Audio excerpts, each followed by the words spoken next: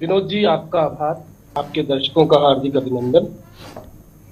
देखिए, भारतीय जनता पार्टी की एक बात तो तारीफ के काबिल तारीफ कि भले ही इनका कोई आजादी के वक्त का हीरो ना हो, भले ही इनकी कोई भूमिका ना रही हो, भले ही ये फिरंगियों के साथ रहे हो या और भी तरह के वो क्या इतिहास और वो काले पन्ने ऐतिहासिक जो है, बावजूद उसके डिफेंड बहुत बढ़िया कर। मैं पूछना चाहता हूं, आज अंबेडकर साहब की बहुत याद इन्हें आ रही है। उस वक्त कहां थे जब हिंदू कोड बिल को लेकर 1949 में इनके करपात्री महाराज साहब और आरएसएस के वर्कर्स ने पंडित जी और उनके पुतले फूंके? ये उस वक्त कहां थे जब इस देश के अंदर दलित को मनुस्मृति के नाम पर लताड़ा और प्रताड़ित किया जाता था? और ये तब की बात नहीं। और मैं कुछ भी अपनी तरफ से नहीं कहना चाहता। डॉक्टर साहब बैठे हैं आज, बड़े प्रबुद्ध आदमी हैं, ये बताएं। जो इनके माफी वीर सावरकर साहब हैं, उनकी लिखी एक किताब है जिसका संकलन है सावरकर समग्र में, प्रभात प्रकाशन, पन्ना नंबर 167, जिसमें वो ये कहते हैं जब अंबेडकर साहब ने बौद्ध धर्म अपनाया तो वो क्या लिखते हैं? वो लिखते हैं कि अंबेडकर, तेरे चले जाने से हिंदुओं को कोई सूतक नहीं लग जाए। ये शब्द थे सावरकर साहब के, मैं नहीं कह रहा। इसके अलावा उन्होंने क्या क्या कहा, गाय के ऊपर बोले, भागवत गीता के साथ जोड़कर बताया, गाय और गधे की तुलना की, और ना मालूम क्या क्या बीज के ऊपर बोले।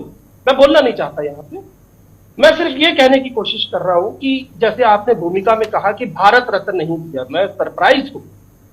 कांग्रेस समर्थित सरकार वीपी सिंह साहब की 1989 में जब जनरल इलेक्शन के बाद, कांग्रेस वो सबसे बड़ी जमात थी जिसके 197 एमपी थे जब अंबेडकर साहब को भारत रत्न दिया गया। तो ये आरोप ठेरे से झूठा है। और मैं एक सवाल के साथ अपनी बात खत्म करूंगा। छोड़ दीजिए आजादी से पहले क्या होता था, छोड़ दीजिए अंबेडकर साहब को जब भागना पड़ा, नागपुर में मकान नहीं मिलता था और जब पता चला कि ये दलित है तो मकान छोड़कर भागना पड़ा। छोड़ दीजिए उस पुल वाली कहानी जब उनको टांगे समेत नीचे जा गिरना पड़ा या गिरा दिया गया। छोड़ दीजिए उनका बचपन जब पानी पिलाने के लिए एक अलग से मग्गा रखा जाता था और जिस दिन चपरासी नहीं आता था वो प्यासे बैठते थे। सारी बातें छोड़ दीजिए। अभी चंद दिन पहले राजस्थान में क्या किया इनके नेता ने? एक कांग्रेसी दलित नेता मंदिर में जाता है तो मंदिर को गंगा जल से धोते हैं ये लोग। मनुस्मृति में है जनाब। अंबेडकर साहब। विनोद जी, सबसे पहले तो मैं शुक्रगुजार हूं कि आज आपने केवल 2 वक्ताओं को मौका दिया ताकि आप चिंता मत कीजिए, और भी जुड़ जाएंगे, आप चिंता मत कीजिए। आप इसका पूरा, चलिए जितना ये मुश्किल की घड़ी भी याद आपको बचाने के लिए कोई दूसरा नहीं है। चलिए जगदीप जी, चलिए मैं शुक्रगुजार हूं, इसका पूरा फायदा उठाइए जब तक नहीं जुड़ते। अब सुनिए आप बराए मेहरबानी, मैंने बड़ी शांति और संयम से सुना है।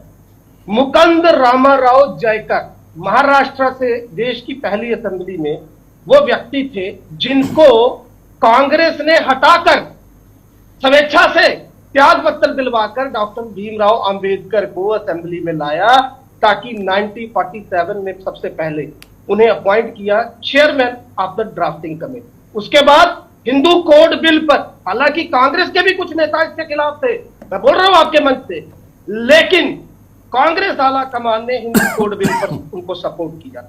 और मैं यहां ये बता दूं कि अंबेडकर साहब जो है वो जासोर खुलाना से, बंगाल उस वक्त का जो बाद में ईस्ट पाकिस्तान बना, बंटवारे के बाद जब उन्हें अपनी सीट गंवानी पड़ी तो अपने एक सांसद को हटाकर त्याग पत्र दिलवाकर अंबेडकर साहब को लाया गया। और गांधी जी का इसमें सीधा हाथ था, उनके इंटरवेंशन। उसके बाद 1946 से 1950 तक वो इंटरिम गवर्नमेंट जो थी, अंतरिम सरकार जो थी, उसमें वो बने रहे। सपोर्ट जो रिजर्वेशन का था और सोशल जस्टिस का था वो उन्होंने कांग्रेस के सपोर्ट से बड़े बढ़िया तरीके से किया। भारत रत्न की बात मैं आपको पहले बता चुका हूं। मैं कुछ सवाल जो ये बार बार पूछते हैं मैं जरा बताना चाहता हूं।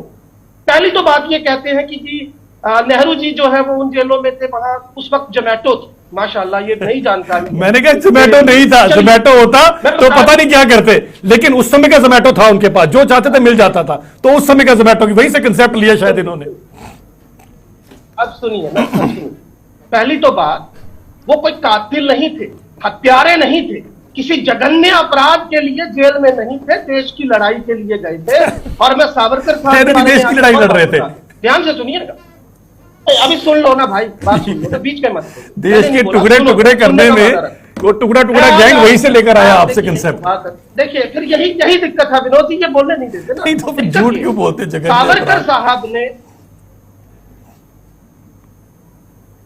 बोलिए जगदीप जी, बाकी पैनलिस्ट भी हमारे साथ जुड़ गए हैं, आपको बचाने के लिए आ गए लोग। क्या फायदा है बोलने का विनोद जी, जब ये बार बार इंटरप्ट करेंगे तो इन्हीं को दे दीजिए मौका।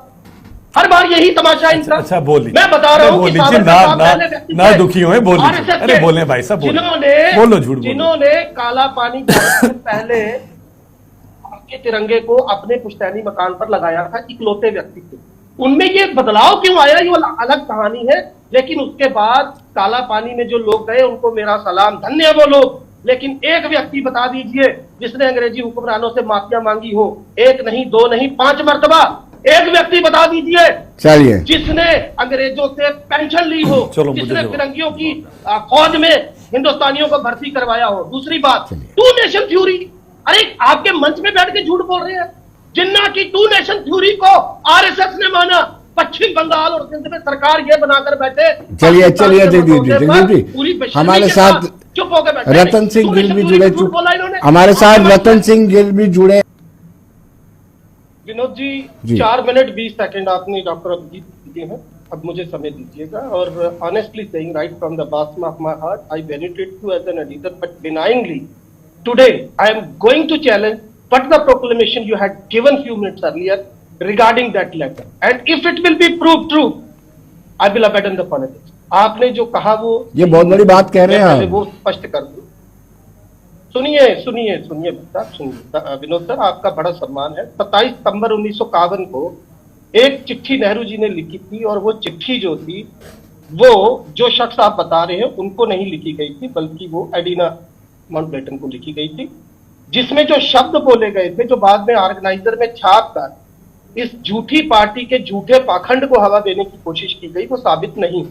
अब मैं जरा सबसे पहले गिल साहब से बड़े सामान पूछना चाहता हूं। गिल साहब, आप ये संतुलन वाली बात क्यों करते हैं? मैंने कुछ सवाल उठाए, सीधे सवाल उठाए। आपने कहा दोनों बड़ी पार्टियां हैं, दोनों देश में बेसिक मुद्दों पर बात नहीं करती। 300 साल पहले कब्र में लेटे औरंगजेब को निकालकर बाहर कौन लाया? किसने मस्जिदों के नीचे से मंदिर निकालने की बात की? किसने नमाज के ऊपर बैन लगा दिया? किसने इस देश के अंदर हिंदू मुसलमान की वो घटिया सियासत लगातार 11 सालों में की? और आप हमें कहेंगे हम बात ना करें, जब एक दलित को मंदिर में जाने के बाद मंदिर को धोया जाए गंगा जल से? तो ये हमारी मजबूरी है, क्योंकि इतनी वाहियात सियासत हो रही है। और अब सुनिए जो इन्होंने कहा, बार बार कश्मीर पर आ जाते हैं। डेट 4 जून 1948, किसी में दम हो तो झूठा साबित करके बताए। सरदार वल्लभ भाई का लेटर है गोपाल स्वामी अयंगर को, क्या लिखते हैं विनोद जी सुनिएगा। The military position is none too good and I am afraid our military resources strained to the uttermost. How long we are to carry on the unfortunate affair? It is difficult to foresee. ये कौन कह रहे हैं? ये पटेल साहब कह रहे हैं। कौन पटेल साहब? जिन्होंने इनकी आरएसएस को बैन करते वक्त गांधी हत्या के बाद कहा था कि ये इस देश के लिए खतरनाक है, और आज वो साबित हो रहा है। शर्म आनी चाहिए आप लोगों को। कभी गांधी जी को लड़ा देंगे पटेल साहब के साथ, कभी नेताजी के साथ, कभी नेहरू और पटेल साहब को। मैं बता दूं आपको, माननीय प्रधानमंत्री नरेंद्र मोदी जी का एक बड़ा झूठ, जब उन्होंने कहा था राजेंद्र प्रसाद के जनाजे में नेहरू जी नहीं गए थे, ये तो बाद में डेक्कन हेराल्ड का फोटो सामने आया तो फिर खीसे निपोरते हुए दिखाई दिए। जब इस देश के सर्वोच्च संवैधानिक पदों पर बैठे लोग झूठ बोल लेंगे, आरएसएस की बात करते हैं, टू नेशन थ्योरी की बात करते हैं, और अभी ट्रेन कटने की बात करते हैं, तो बताएं उस वक्त सिंध में सरकार किसकी थी जब पहली बार पाकिस्तान का मसौदा आया था? मुझे इसका जवाब दे दे मुझे। और चलिए बार लगातार झूठ बोलकर आपके पास आता हूं। 4.5 मिनट भाई साहब, 4.5 मिनट मिल गए ना आपको। अभी विनोद जी, डॉक्टर अभिजीत ने मुझे सही पकड़ा। मैं बिल्कुल इनकी दारुण वर्णन से मेरी रगों में उबाल आया है। लेकिन मैं आपको बताना चाहता हूँ, क्योंकि हम भुक्तभोगी हैं। हमारे परिवार की भी एक बच्ची के साथ जाति हुई थी और उसने आत्महत्या की। लेकिन आज आपको एक बात बता दूं, मुझे छोड़ दीजिए, बलराजपुरी साहब पर तो यकीन होगा। विनोद जी, आप तो जानते लव के साथ हमने काम किया, कश्मीर इंसर्जेंसी एंड आफ्टर, उसमें वो लिखते हैं कि जब विलय की बात आई, आल जम्मू कश्मीर स्टेट महासभा और मुस्लिम लीग विलय नहीं चाहते थे। उस वक्त मुल्क राज सराफ रणवीर अखबार चलाते थे, जिसे रातों रात बंद करवाया है। अब सवाल ये कि नेहरू जी ने, इन्होंने कहा फौजें रोक, अगर ये साबित हो कांग्रेस छोड़िए मैं राजनीति छोड़ दूंगा। मैं सवाल ये पूछना चाहता हूं, जिस दिन सुन लीजिए, अब बीच में सुन लीजिए, मैं पूरी दुनिया के सामने कहता हूं मैं छोड़ दूंगा, याद रखिएगा, मैं प्रूफ दूंगा। मैं उस समय का जो आज उस समय का इंसान जिंदा है, मैं उसको लेकर आऊंगा, चैनल पर लेकर आऊंगा उनको। वो आज नहीं है, ही इज स्टिल देयर। ओ भाई सुन लो, bring that person, then you will have to leave politics. चलिए बोलिए। I will abandon it, but let me finish first. The day partition came in the fore, on that very day we had 3 different countries, Jammu Kashmir, Bharat, Pakistan. पहला सवाल ये कि अगर विलय नहीं होता और विलय से पहले फौज भेज दी जाती, तो क्या ये किसी दूसरे के देश में इंटरवेंशन नहीं होता? और क्या जिस वक्त विलय हुआ सुबह 11 बजे एक ही लेटर था जिसमें सिर्फ डेट और सिग्नेचर चेंज है, पूरे देश की जितनी रियासतें खोलकर देख लीजिए, क्या उसी शाम डकोटा जहाज में भारतीय फौज नहीं आई? क्या शेख मोहम्मद अब्दुल्ला ने उस वक्त उस डकोटा जहाज को टार्चों और मार्शलों के साथ नहीं, मशालों के साथ नहीं उतारा? और मैं पूछना चाहता हूं, saviour of Kashmir brigadier Rajendra Singh, जिनका ये जिक्र कर रहे हैं, फौजें उन्होंने रोकी, पुल उन्होंने तोड़ा, एक दिन की भी देरी हो तो मैं राजनीति छोड़ दूंगा। अभी बता, दूसरी बात, ये जो नवाज पर बात हुई, बात पूरी करने दीजिए। प्रवक्ता जो पीडीपी के हैं उनको भी मैं सादर बता दूं, आपसे दोबारा कोई पूछे ना नवाज पर, तो इनको पूछिएगा, उत्तर प्रदेश के जिले हमीरपुर के डिस्ट्रिक्ट कलेक्टर के दफ्तर में पिछले हफ्ते 70 साल की एक बुजुर्ग महिला को नमाज पढ़ते वक्त गिरफ्तार किया गया, 7 पुलिस वालों को सस्पेंड किया गया। ड्रोन के साथ यूपी के अंदर देखा जाता है कि कौन मुसलमान अपनी छत पर नमाज पढ़ रहा है। कल तक गलियों में तकलीफ थी, अब लोगों की छतों पर शुरू हो गई। और मैं पूछना चाहता हूं, यहाँ गिल साहब बैठे हैं, ये बताएं, अगर हम इन मुद्दों पर बात ना करें, जब किसी दलित को चश्मा, काला चश्मा पहनने पर गोली मार दी जाती है, घोड़ी पर चढ़ने पर गोली मार दी जाती है। आपका राज था हिंदुस्तान में 60-70 साल, आपका राज था, आज क्यों नहीं होता? 60-70 साल आपका राज था जब ये हुआ करता था, आपने क्या किया? आपका राज था 60-70 साल, आपने क्या किया जब दलितों के साथ ऐसा हुआ? आपने क्या किया फिर बताएं? आज कोई कर दिखाए, आज कोई कर दिखाए। 60-70 साल जो आप पुरानी स्टोरी सुना रहे हो, तब आपके यहाँ पर प्रधानमंत्री थे, और कम से कम मेरी बात सुनो, ये मुसलमानों के खैरख्वाह बनना छोड़ो, मुसलमानों के खैरख्वाह बनना छोड़ो। छज्जर कमेटी की रिपोर्ट निकाल के देख लो, आपकी खैरख्वाही के चक्कर में हिंदुस्तान के मुसलमानों को क्या हाल हुआ है। आज 85% मुसलमान पसमानदा है आपकी वजह से, तो इनके खैरख्वाह मत बनो। ये आपकी खैरख्वाही के चक्कर में हिंदुस्तान का मुसलमान बेचारा दरबदर कर दिया। ये आपकी है, ये आपका है। झूठ बोलते हो आके यहाँ पर, वही काम करोगे, वही राजनीति करोगे, भड़काओगे इनको। 60-70 साल से आपने इनके लिए क्या किया बताओ? कोई एक काम बताओ जो मुसलमानों के लिए आपने किया, बताओ ना। 60-70 साल से कौन सा काम किया बताओ जरा। लगा दी बात झूठ की झूठ। सबसे बड़े दुश्मन हो आप हिंदुस्तान, सबसे बड़े। अरे छज्जर कमेटी ने आपके कहां मिर्ची लगाई है, मैं चैनल पे बता नहीं सकता। छज्जर कमेटी ने आपको कहां मिर्ची लगाई है ना, वो आप ही को बताइए। झूठ बोलते आपके समय पर छज्जर कमेटी के ऊपर don't go to my community, listen you moron, don't go to my community, I know very well how to behave my community, don't go talk to me like a moron, okay? I know very well, don't talk about my community you moron. तुम जयचंद ऐसी बात मत किया करा करो, तुम जयचंद अपना बेच चुके हो, ऐसी बात मत किया करा करो। आई नो यू जयचंद, तुम बेच चुके हो अपना सब कुछ, तभी ऐसी बात। Don't talk about community, don't talk about the community. What you talk about below belt नहीं चलना चाहिए। मुझे लगता है Jaichand, how can you talk the community of You Jaichand don't talk like that. You Jaichand don't talk to my like that. तुम जैसे जयचंदों की वजह से हम यहाँ पर गुलाम रहे। चलिए बिलो बैठ नहीं चलना चाहिए। तुम्हारे प्रवक्ता अच्छी तरह से जानता हूँ, ज से जगदीप और ज से जयचंद है। तुम्हारे नाम का पहला अक्षर इसलिए जयचंद से मिलता है, तुम्हारी हरकतें तो 100% जयचंद हो। सबसे बड़े जयचंद हो जिनके प्रवक्ता पाकिस्तान में बैठे हुए हैं। सियासत का म्यार कितना खा गया, सारे का सारा बात करोगे। ये क्या देश को बनाने जा रहे हैं? तुम्हारे को दिखाया, तुम्हें दिखाया जरा। How dare you are talking, don't talk about my community. My community is full of valour, My community has done many things for this country.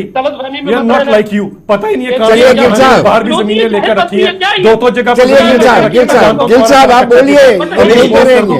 बाहर भी क्या लेकर मैार गिर चुका है सियासत का। चलिए गिल साहब, यू आर ए जज गिल साहब, तभी तुम जी अफसोस की बात है, ये जो हम यहाँ देख रहे हैं जी ये कुछ नया नहीं है। यू आर ए जज। अफसोस की बात यह है कि राष्ट्रीय स्तर पर भी जी ऐसा ही हो हम रहा है। बड़ी यानी कि हमारी भाषा और हमारा ट्रेडिशनल का जो लेवल है वो बहुत निम्न हो गिल साहब आप वरिष्ठ और पत्रकार तो हैं। और इवन गिल साहब सुने पार्लियामेंट में जो भाषा बोली जाती है when we are talking, हम जब एक दूसरे से बात कर रहे हैं, why should we talk about my community? How can you talk about my community? Gill साहब बताएं जरा, who started? क्योंकि मैंने उनको सत्य बता दिया, who started all this? चलिए गिल साहब आप बताइए बोलते हैं। चलिए गिल साहब, Somebody will talk about my चलिए। community, obviously I will respond. How can you talk about my अभी community? कीजिए। देखिए, Am I जो- representing my community here? Gill साहब मुझे बताएं, अभी am I सुन representing लीजिए। my community here? नहीं गिल अरे साहब, am I representing my community here? I am representing my party. You talk about my party. How dare he can talk about my community over चलिए here? Gill साहब ये नहीं बोलने देंगे आपको। चलिए चलिए Need some psycho. देखिए, ऐसा है Minimum psycho. डॉक्टर साहब, हमें भाषा पर डॉक्टर साहब, नियंत्रण रखना Take him to a चाहिए। psychiatrist. चलिए। सभ्य भाषा Take him का to a